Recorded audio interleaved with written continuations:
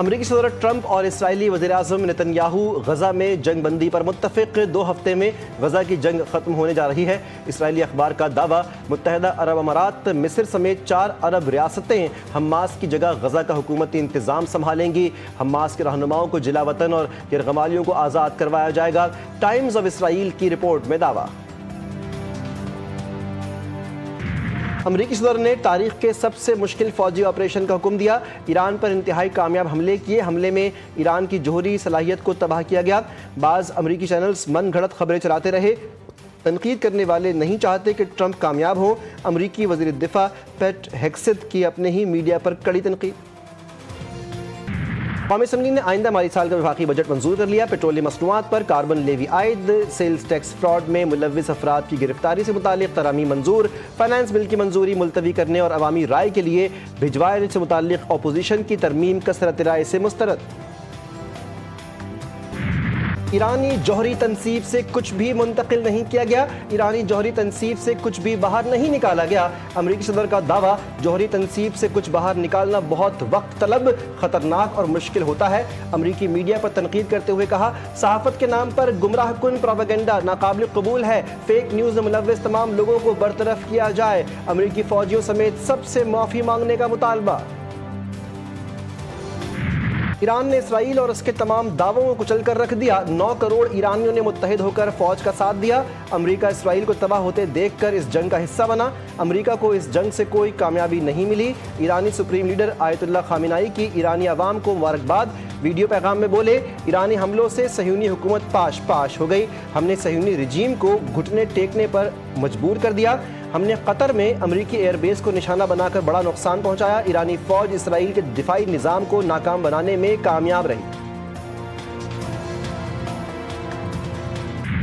ایران نے عالمی ایٹمی توانائی ایجنسی سے تعاون معطل کر دیا، ایرانی پارلیمنٹ سے منظور قانون کی نگہبان کونسل نے توثیق کر دی، بل کے تحت IAEA کے معائنہ کار سیکیورٹی کونسل کی اجازت کے بغیر ایران میں داخل نہیں ہو سکیں گے۔ جو قوم ہے انہوں نے پھر بڑی جرأت کا مظاہرہ کیا، بڑی بہادری کے ساتھ، وہ جھکے نہیں، کسی طور پر بھی وہ اپنا پریشر قبول نہیں کیا، اور انہوں نے کہا کہ باوقار طریقے سے یہ جنگ بند ہوگی۔ بجٹ کے اوپر بہت محنت کی گئی، اور اس کے لیے میں ایک مرتبہ پھر فائنانس منسٹر صاحب کا، فائنانس سیکرٹری، ایموس فائنانس، چیئرمین FBR اور پوری ٹیم کا میں شکریہ ادا کرنا چاہتا ہوں۔ اسرائیل اور ایران کے درمیان جنگ بندی خوشائند، ایران نے اپنے دفاع میں اسرائیل کو بھرپور جواب دیا، پاکستان نے بھرپور اور مستقل انداز میں ایران کی حمایت کی۔ وزیراعظم شہباز شریف کا وفاقی کابینہ اجلاس سے خطاب، کابینہ اجلاس میں ایران اسرائیل کشیدگی میں کمی پر اطمینان کا اظہار، وزیراعظم اور فیلڈ مارشل کے خطے میں کشیدگی کم کرنے کے کردار کو سراہتے ہوئے متفقہ طور پر قرارداد منظور کی گئی۔ بجٹ سے متعلق وزیراعظم نے کہا، بجٹ پر بہت محنت کی گئی، نائب وزیراعظم اور حلیف جماعتوں کی بجٹ میں کاوشیں قابل ستائش ہیں، منظوری کے بعد نئے مالی سال میں معیشت کو مزید مستحکم بنائیں گے۔ حکومت نے پاکستان پیپلز پارٹی کے ان پٹ مان لیا ہے تو ہم بہت خوشی کے ساتھ اس بجٹ کو سپورٹ کر رہے ہیں۔ تو ہم اس حکومت کو اپریشیٹ کرتے ہیں کہ جب سے وزیر اعظم صاحب آیا ہے، ہر بجٹ میں بے نظیر انکم سپورٹ پروگرام میں اضافہ ہوا ہے، اور اس بجٹ میں سب سے زیادہ 20% اضافہ ہو رہا ہے، اور یہ صرف تب ممکن ہے کہ پاکستان پیپلز پارٹی اور مسلم لیگ کا ساتھ۔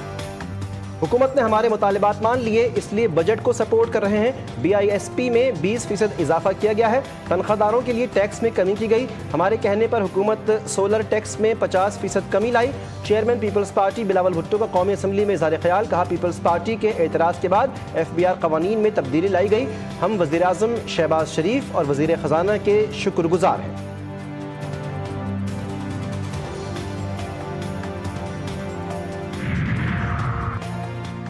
قومی اسمبلی اجلاس کے دوران وزیراعظم شہباز شریف کے اپوزیشن نشستوں پر آمد، چیئرمین PJ بیرسٹر گوہر اور اسد قیصر سے مصافحہ کیا، شہباز شریف کی بلاول بھٹو زرداری سے بھی ملاقات ہوئی، نیک خواہشات کا اظہار کیا۔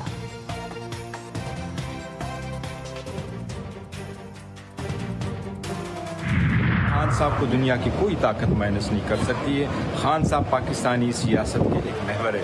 پاکستان کی سیاست خان صاحب کے بغیر، خان صاحب کی بات کے بغیر ناممکن. میں ان کے خاندان کو، حلیمہ باجی کو بھی تسلی دوں گا کہ تسلی رکھ لے، غلط فہمی میں نہ رہے کوئی بھی بندہ.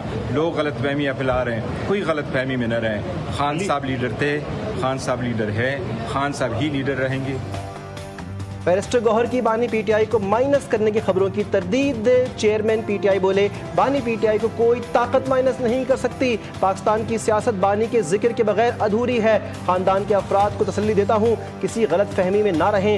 وزیر اعلیٰ خیبر پختونخوا علی امین گنڈاپور نے کہا اسمبلی توڑنے کا اختیار بانی پی ٹی آئی کے پاس ہے. بانی پی ٹی آئی نے جس دن کہا کے پی اسمبلی ختم کر دیں گے، آئینی بحران سے بچنے کے لیے صوبے کا بجٹ منظور کیا.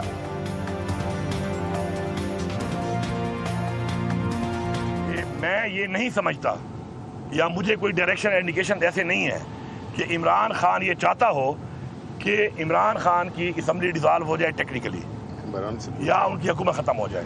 تو جب میں یہ سمجھتا ہوں کہ عمران خان یہ نہیں چاہتا، اگر آپ میں سے کسی کو بھی ڈائریکٹ یا انڈائریکٹ ایسے کوئی میسج ہے، احکامات ہیں تو بتا دے. سب نے کہا نہیں.